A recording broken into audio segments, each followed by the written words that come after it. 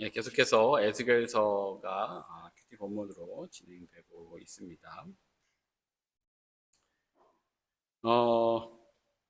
성도님들, 그러니까 신앙생활을 하는 성도님들의 이제 유형 가운데 여러 유형들이 있을 수 있는데, 그 중에서 목사님들이 많이 좋아하시는 유형이 있습니다. 들어보셨나 모르겠는데, 아멘 권사님이라고. 네, 아멘 권사님, 아멘을 잘하시는 이제 권사님들이거든요. 이런 분들은 이제 목사님들이 한국 교회 이제 목사님들은 대체로 좀 좋아하시는데, 보통 이제 뭐 우리 같은 경우는 구조가 좀 다르지만 앞에 이제 1열에서 한 3열 사이에 맨 앞에 앉으셔서, 예, 목사님이 설교하실 때 문장이 끝날 때마다 이제 아멘을 해주시는 거죠.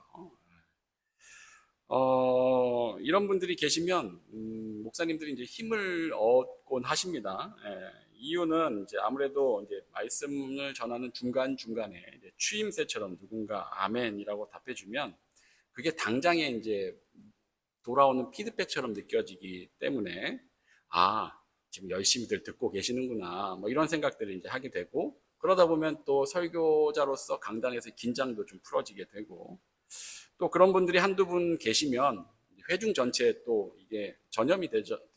그래서 같이 이곳저곳에서 아멘하는 소리들이 들리면 뭔가 이제 이 설교 시간이 살아나고 활력이 있어지게 되곤 합니다. 그래서 이제 대체로 많은 목사님들이 이제 좋아하곤 하시죠. 좋아하는 걸 넘어서 어떤 목사님들은 이제 필수 조건으로 여기기도 하십니다. 예, 그런 분들이 늘 계신 곳에서 설교하는 목사님들은 거기에 익숙해져 있으셔서 뭔가 조용한 이제 교회, 좀 회중들이 본인 교회보다 좀 조용하게 아멘 같은 것도 안 하고 이제 조용하게 좀 있는 그런 곳에서 설교하실 기회가 되시면 굉장히 좀 난감해 하십니다. 이 피드백이 없어서 그 앞에서 평소와 다르게 긴장도 하게 되고 어렵게 설교를 하고 내려오시게 되거든요. 그래서 그런 목사님들은 그 아멘 권사님들을 데리고 갑니다. 예, 어딘가에 설교를 하게 되면 긴히 요청드려서 그 아멘 권사님 부대를 좀 끌고 가셔서 앞에 앉혀놓고 설교를 하기도 하곤 하십니다. 우리 교회는 뭐 분위기가 어떤가요? 이런 면에서 봤을 땐 우리는 뭐 전혀 그런 분위기가 아니죠. 우선 제가 뭐 설교할 때 아멘을 요청을 하지 않습니다. 제가 뭐 설교하면서 아멘이 응답이 나오도록 여쭤본 적도 없고 그걸 또 제가 바라고 기대하고 있지도 않습니다. 제 설교 스타일이 뭐 이렇게 소통하면서 아멘이 나와야 그 다음이 나오고 뭐 이런 스타일이 아니죠. 좀 원고에 충실하게 그냥 전하려고 애쓰는 편이라서 그런 이제 화답을 필요로 하는 이제 그런 유형이 아닙니다. 제 설교 자체가. 그런데 한 번씩 우리 교회 이제 그런 분위기인데 한 번씩 여행차 지나가시는 이제 성도님들 가운데 연세가 좀 있으신 혹은 이제 아멘 권사님이실 수도 있는 이제 그런 분들이 왔다 가시게 되면 어, 예배 같이 드릴 때 아멘을 이제 계속 연발을 하시죠. 음, 뭐 자주는 아니더라도 이따금씩 한 분씩 그런 분들이 계세요. 그리고 몇 주 전에도 있었죠. 몇 주 전에도 함께 예배 드리시면서 모든 이제 순간순간에 계속 아멘을 이제 외쳐주셨던 분이 또 계셨었죠. 그런 분들은 교회 분위기와 상관없이 그냥 하시던 대로 하는 겁니다. 그런 분들은 원래 하고 오시던 대로 이제 하시는 거죠. 그리고 그게 아무래도 그렇게 열정적으로 설교 말씀에 이렇게 화답하는 게 옳고 맞다라고 여기시기 때문에 또 그렇게 하시는 겁니다. 그런 분들은 대체로 뭐 설교뿐만 아니라 뭐 찬양도 열심히 하시고 기도할 때도 큰 소리로 막 통성기도 하시고 모든 면에서 열심을 많이 내십니다. 하지만 이렇게 유형들이 좀 다른데 평소 자기가 다니던 이제 교회에서 예배드리던 곳에서 평소처럼 드리면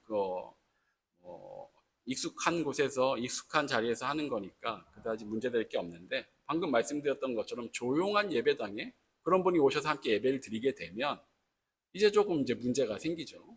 사실 문제가 아닐 수도 있는데 예배를 드리는 내내 신경이 쓰입니다. 서로 좀 불편해져요. 조용하게 예배를 드리던 기존에 계셨던 성도님들 같은 경우엔 우리 교회는 그런 교회 아닌데 저분 조금 튀시는 거 아닌가? 뭐 이런 생각. 꼭 저렇게까지 해야 하나?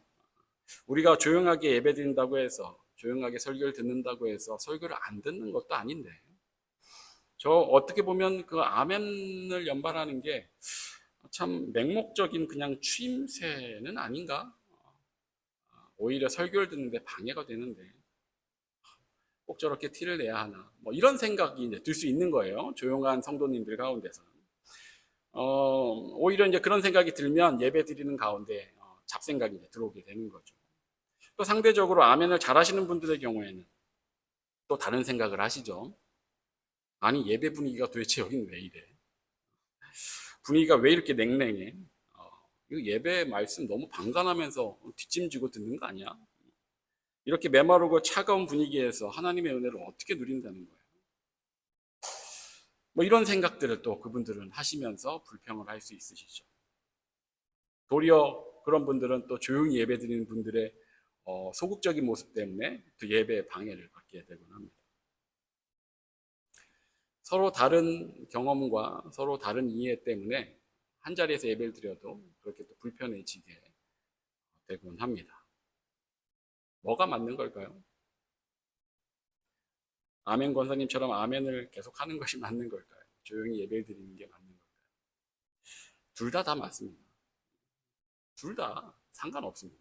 이렇게 해도 되고 저렇게 해도 됩니다.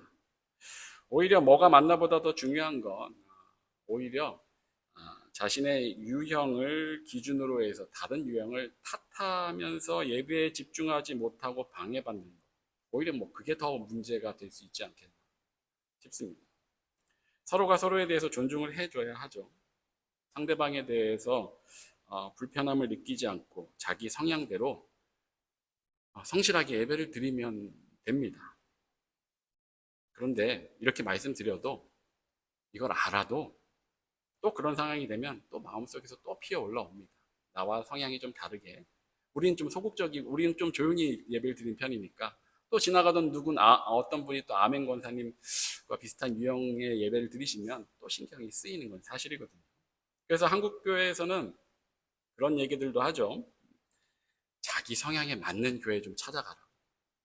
그래서 내가 좀 외적으로 표현을 많이 하는 성향이다 그러면 외적인 표현을 많이 하는 그런 교회에 가서 같이 예배 드리는 게 더 편하고, 그렇지 않고 조용한 분위기의 교회를 찾아가는 것, 조용한 분위기를 더 선호한다라면 그런 교회 가서 예배를 드리는 게 더 낫다, 이런 이야기도 하곤 합니다. 그렇게 할 수 있으면 차라리 그렇게 하는 게 나을 수도 있을 것 같습니다. 그런데 사실 그런 것들보다 더 근본적으로 알아야 할 것이 있습니다.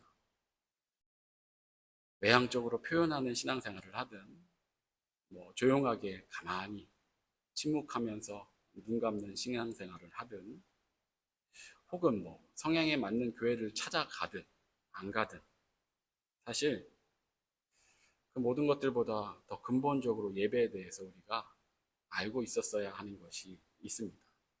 그걸 놓칠 때 오히려 우리가 다른 성향에 대해서 불편해하고 혹은 비난을 하게 됩니다. 그리고 그것이 무엇인지를 오늘 본문이 우리에게 지금 말씀해 줍니다. 오늘 본문은 우리에게 유명한 에스겔의 마른 뼈 환상에 대한 말씀이죠.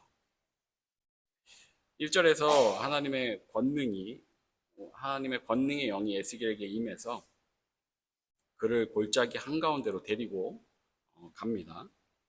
그곳에는 뼈들이 가득했습니다.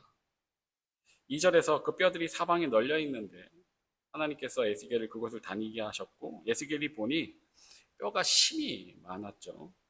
그리고 그 뼈들은 아주 말라 있었습니다. 죽은 지 이미 오래된 것 같다는 의미겠죠. 3절에서 하나님께서 에스겔에게 물으십니다. 이 뼈들이 능히 살 수 있겠느냐? 그러자 에스겔이 주 여호와여 주께서 하시나이다 라고 답변을 합니다. 4절에 하나님께서 에스겔에게 말씀하십니다. 너는 이 뼈들에게 대언하여 전하여라. 너희 마른 뼈들아 여호와의 말씀을 들을지어다 하면서 5절에서 이어집니다. 하나님께서 대언하라고 하신 말씀이 주 여호와께서 이 뼈들에게 말씀하시기를 내가 생기를 너희에게 들어가게 하리니 너희가 살아나리라. 6절에서도 이어집니다. 너희 위에 힘줄을 두고 살을 입히고 가죽으로 덮고 너희 속에 생기를 넣으리니 너희가 살아나리라. 그때야 내가 여호와인 줄 너희가 알리라 라고 전하라고 이제 말씀하시는 겁니다.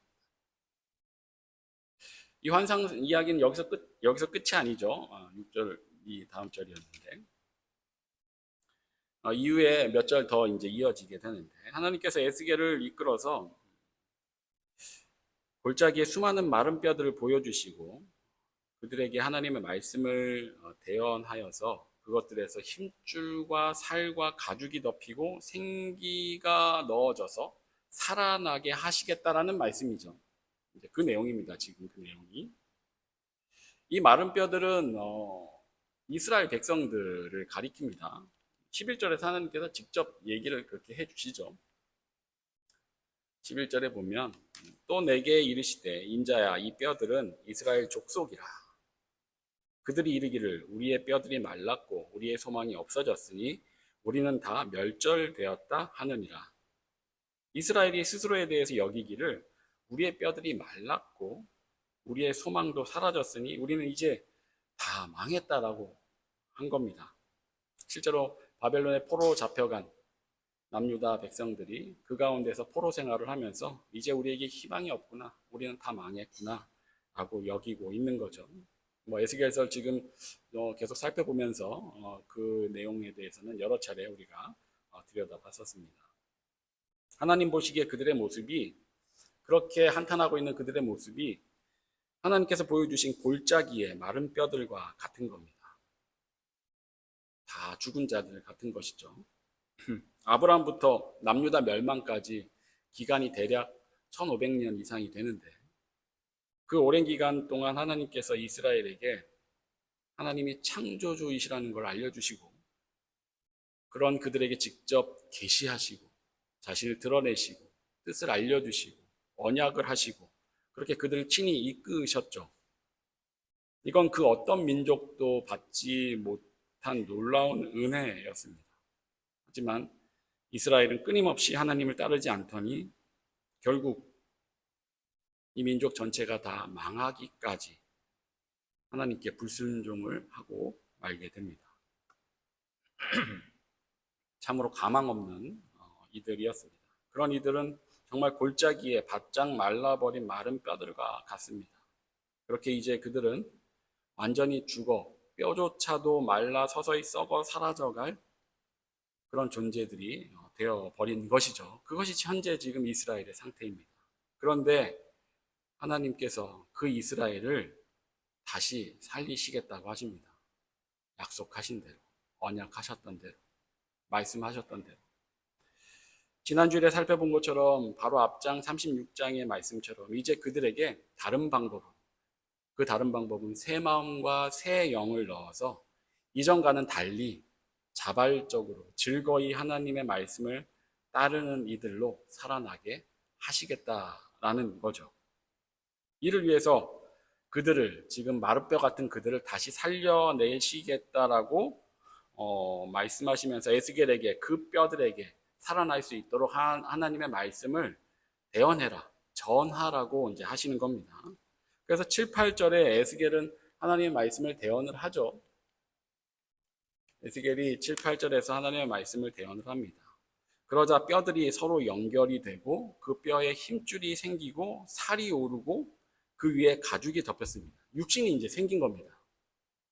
에스겔이 하나님의 말씀대로 대언했을 때 육신이 생겼습니다. 그런데 8절 끝에서 얘기하듯이 그 속에 생기는 아직 없습니다.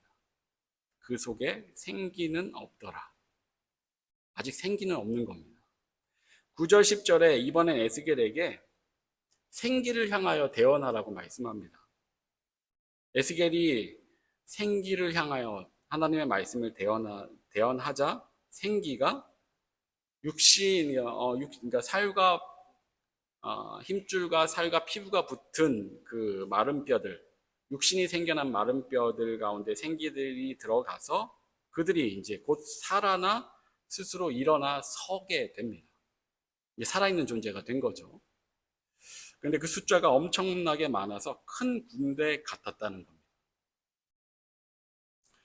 이 말씀에, 이 환상으로 보여주신 이 말씀대로 이후에 이스라엘 가운데 실제로 그 일이 실현이 되죠. 하나님께서 이스라엘 백성들이 포로 생활을 청산하고 다시 유다 땅으로 돌아오게 하십니다. 그리고 나서 하나님의 백성의 모습을 다시 갖춰가게 회복시켜 가 주시죠. 하지만 예수 그리스도께서 오시기 전까지 모양만 갖춥니다. 육신만 갖추는 거죠. 겉모양만 회생이 됩니다. 그리고 나서 예수 그리스도께서 오셔서 십자가에 죽으시고 부활 승천하신 후 오순절에 성령님이 내려오신 이후에 그 성령님이 그들 가운데 임한 이후에 그들이 살아나게 되죠. 여기서 생기가 들어간 것이 바로 성령님이 들어가신 그 일입니다.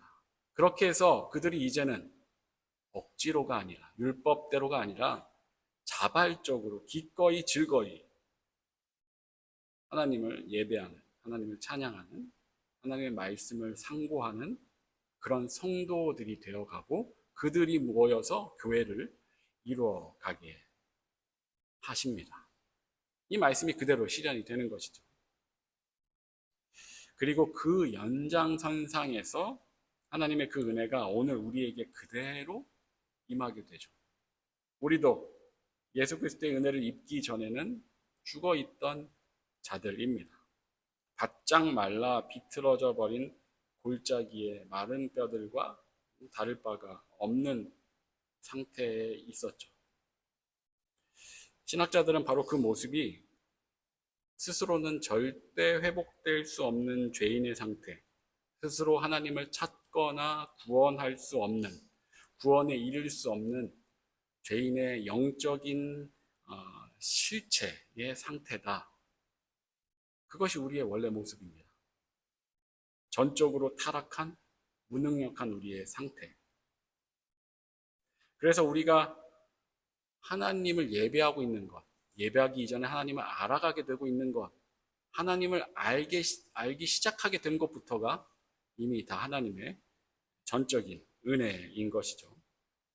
그렇게 하나님께서 구원을 허락하신 이들에게 오늘 이 환상의 이야기처럼 혹은 이스라엘처럼 회생이 일어나는데 이스라엘 백성에게 일어난 그 회생 환상 이야기를 가만히 살펴보고 또 교회가 생겨난 그 과정도 가만히 살펴보면 두 단계로 지금 일이 일어나고 있는 중이죠. 먼저는 육신이 생겨나죠. 말씀을 통해서 육신이 회복되는 게 먼저였습니다.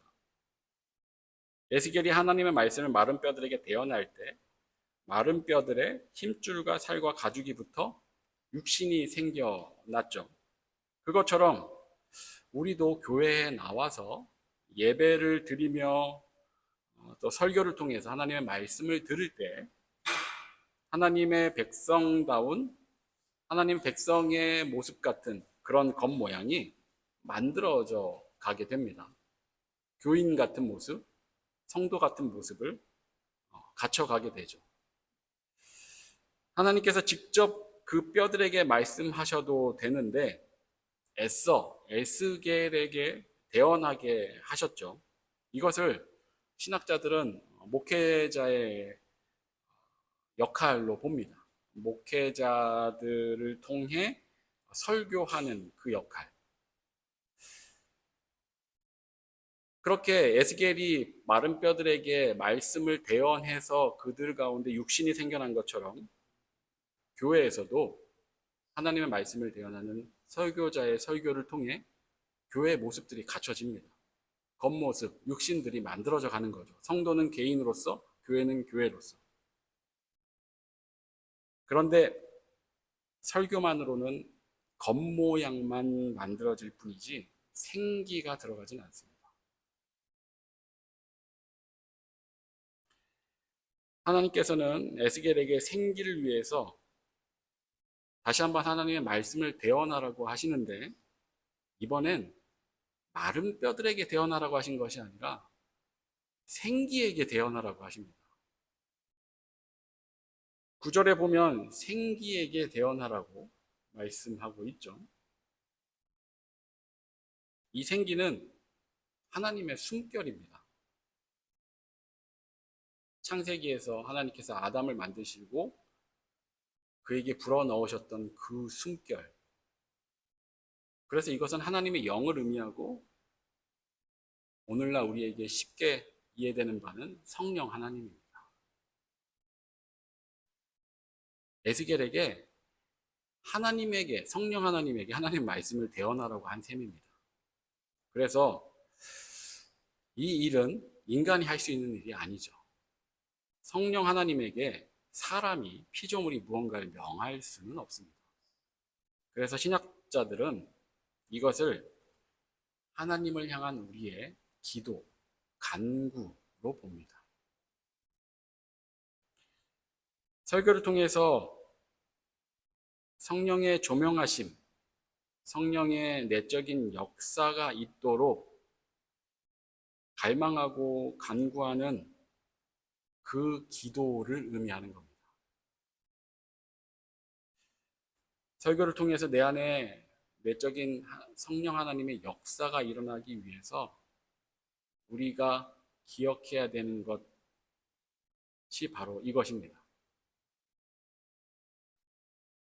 생기가 그 마른 뼈들 가운데 들어가 살아있게 되려면 성령 하나님의 역사가 있어야 하는데, 성령 하나님은 우리가 부릴 수 있는 존재가 아닌 것이죠. 그러니 우리가 기도하고 간구할 때 그 일들이 일어날 수 있는 것입니다. 그리할 때 우리가 설교를 통해 은혜를 누리며 겉모양뿐만 아니라 생기가 들어 살아있는 성도로 회복되어져 가게 되는 것입니다. 그 성령의 생기가 들어가야 기꺼이 하나님을 즐거이 경외하는 자들로 성숙되어져 가는 것입니다. 이게 예배 때 우리에게 필요한 가장 중요한 점입니다. 성령의 은혜, 성령의 조명하심, 그 하나님의 숨결, 그 생기를 말씀을 들을 때 우리 가운데 임할 수 있길 간절히 바라야 하는 것입니다.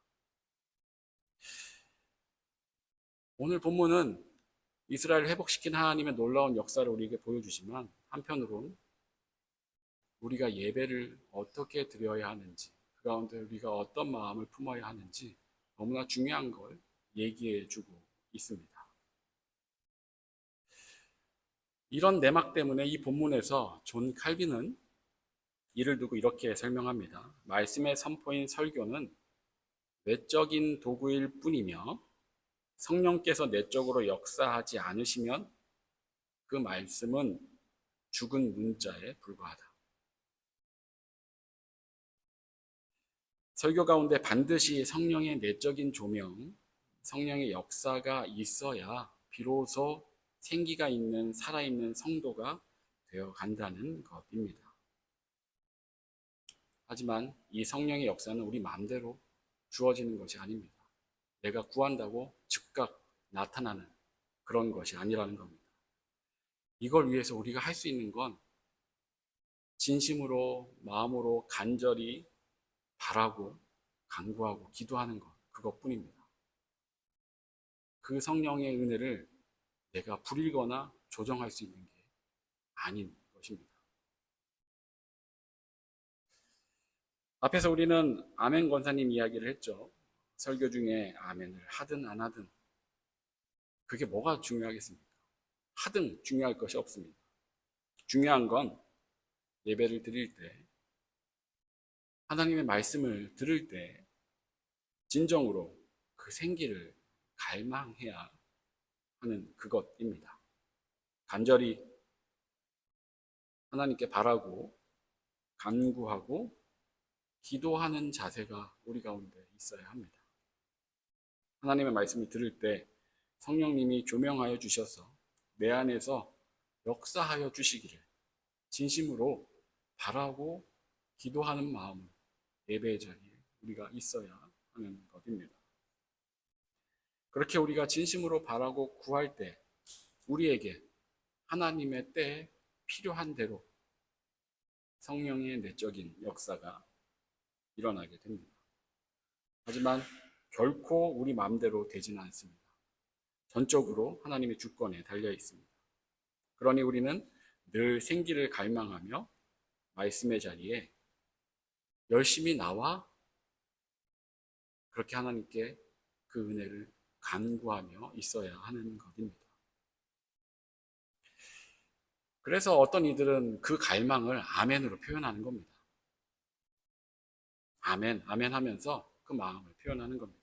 물론 교회에서 다른 어른들이 하는 걸 그냥 따라하다가 그게 습관이 된 그런 경우들도 있겠지만 우선은 예배 가운데 그런 표현들을 하게 되는 취지는 성령님 말씀을 들을 때 저에게 은혜를 내려주시옵소서, 성령님 내 안에 조명하여 주셔서 내 안에 하나님의 그 역사를 일으켜 주시옵소서 라는 그 간절한 마음에서 비롯된 표현들인 것입니다. 그러니 성령의 은혜를 구하는 간절한 마음이 그 모든 것보다 더 우선되는 본질적인 것입니다. 그 마음만 있다면 아멘을 큰 소리로 외치든 작은 소리로 외치든 조용히 고개만 끄덕이든 가만히 눈을 감든 아무것도 안 하든 그 마음만 있으면 아무 상관이 없습니다. 내 안에서 성령의 그 생기를 갈망하는 그 마음이 가장 중요한 것이죠. 이 간절한 마음 없이 설교를 듣는 것은 그냥 성도의 겉모양만 만들 뿐입니다. 그래서 설교는 머리로 이해하고 그치는 것이 아닌 것이죠. 잘 배웠다, 잘 이해했다, 잘 알아들었다 하고 끝난 설교는 칼빈의 표현처럼 죽은 문자를 듣고 만 것에 불과할 뿐입니다. 생기는 하나님이 주시는 겁니다. 설교자에게는 아무런 능력이 없습니다.